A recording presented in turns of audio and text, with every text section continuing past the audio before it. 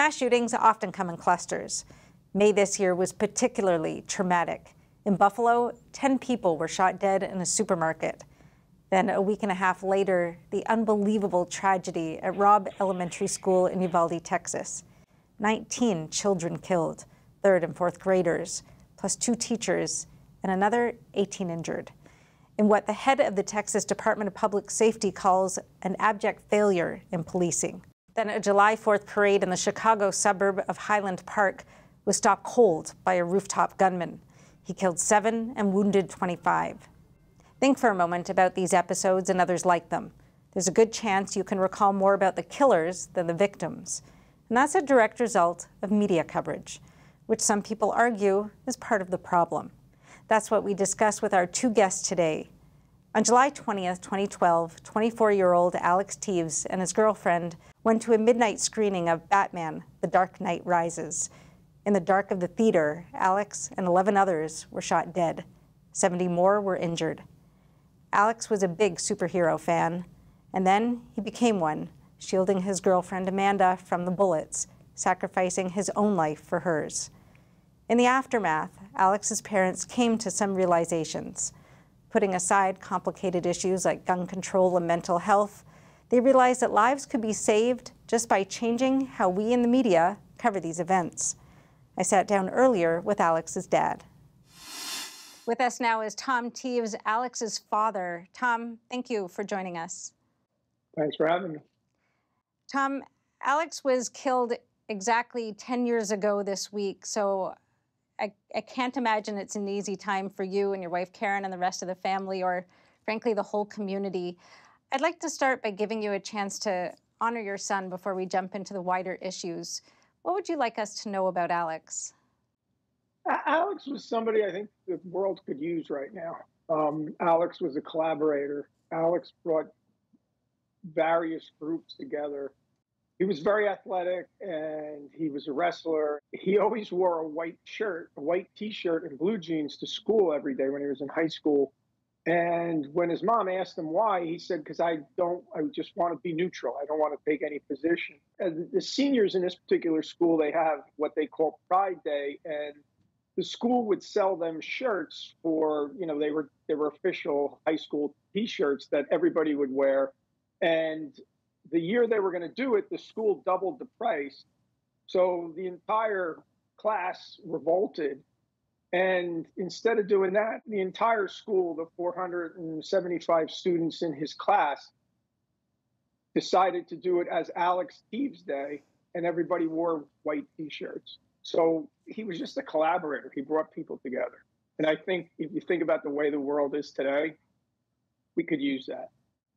Indeed, that's a really wonderful story. Thank you for sharing that. So going back 10 years to that totally horrific time, most of us, fortunately, have not been in your position. What was it like to experience the media coverage of that when it immediately happened?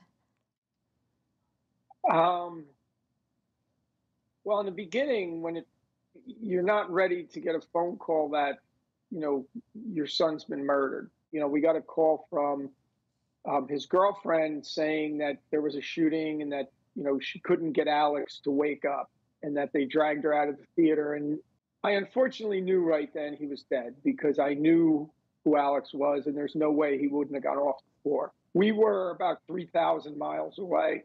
Unfortunately, at the time, we couldn't get anybody in the police department answer the phone, which is understandable. They were literally dragging, very hurt people to the hospital in their police cars because they were run out of ambulances. And when we turned to the news, all we saw were pictures of the murderer and his booby-trapped apartment. And it became clear as we went through the 3,000-mile trek to get back to Denver, because we were literally, it was the first day of our vacation in Hawaii. It just became apparent that there was something wrong with the way the coverage was going, in that all we ever saw was pictures of the murderer. And when we got to Denver, we tried to keep a low profile, but all of a sudden stories were being made up about Alex that no one had said.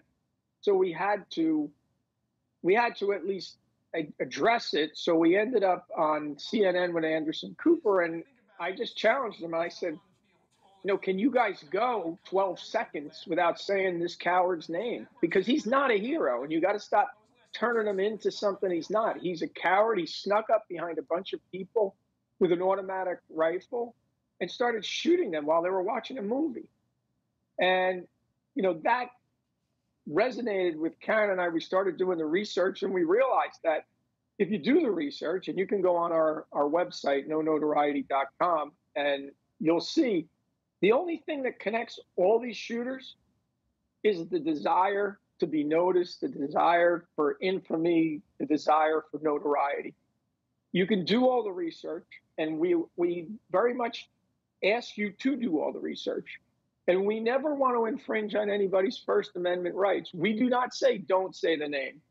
But we say, if you have to say it once. If you have to show a picture where these things usually end up. They're almost always suicidal, so they usually end up in the morgue. So show a picture of them in the morgue. Or if they do get caught, like unfortunately the person who shot Alex did, they're in chains. So show them in chains. Don't show them in some staged photo that these cowards set up that they could never really do in real life anyway, of making themselves so menacing, because a menacing human being doesn't sneak up behind you with a semi-automatic rifle and shoot you in the back of the head. Because once you do that, you will see these situations reduce. And the real life model, unfortunately or fortunately, was 2020. Because in 2020, you had the dual issues of the pandemic and a very, very contested presidential election that essentially sucked all the oxygen out of the room, and you didn't see mass shooting. As soon as all that started to clear, they started again. There's really no reason not to do this. I've read articles in 6 paragraphs that the name of the individual who shot my son was mentioned 41 times. If I was a journalist professor and you turned in a paper like that, I would fail you for redundancy.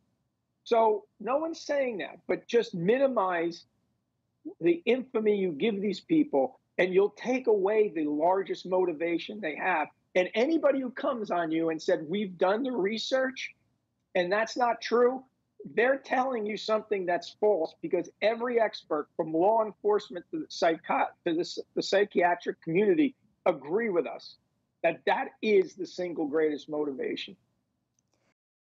What do you think about the coverage of the community, the families, the community trying to heal? Because I can imagine on one side, that's where the focus should be. And then on the other side, there's legitimate privacy issues and wondering what it's like to have the world's media descend upon a small community trying to deal with a tragedy. So how do you think that should be handled? I think if people want to share the stories of their loved ones, and it can be cathartic, right? It can give you some sense of at least somebody will remember my child. But I don't think you should be knocking on their door if they don't answer, and really destroy their privacy at the single worst part of their life. Alex was murdered on July 20th of 2012, and we know what happened in December of 2012 in Sandy Hook. And I had a reporter ask me what I thought, and did it rip the scab off the wound? And my comment was, I didn't break my arm. You don't lose your firstborn child and it gets better. Certainly not in 6 months. It's 10 years and it doesn't get better. You just get better at carrying it. And I think the news media, though they should focus on the victims, they should focus on the first responders, and they should focus on the heroes. If the victims don't want to be focused on, you need to leave them alone.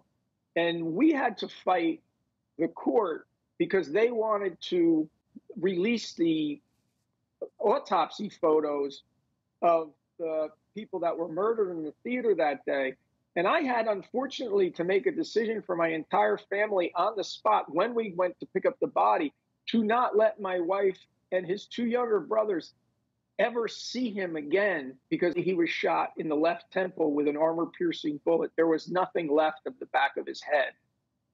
And he had then laid on the floor because it was a crime scene, dead for 16 hours. And I was counseled that you do not want to see him. You will not recognize him. And I had to make that decision. And it was a very, very, very hard decision. And I had about 15 minutes to think about it. There is no way anybody else has the right to then make my wife or my family see those pictures. And if they're released, we know how people are. Someone would email them, it would get there somewhere. So I think you guys have to have some just common decency. You need to recognize this is not your free content. These are our children. All right, Tom, we are out of time, unfortunately, but I want to thank you so much for coming on and sharing with us today, and really best to you and the whole family.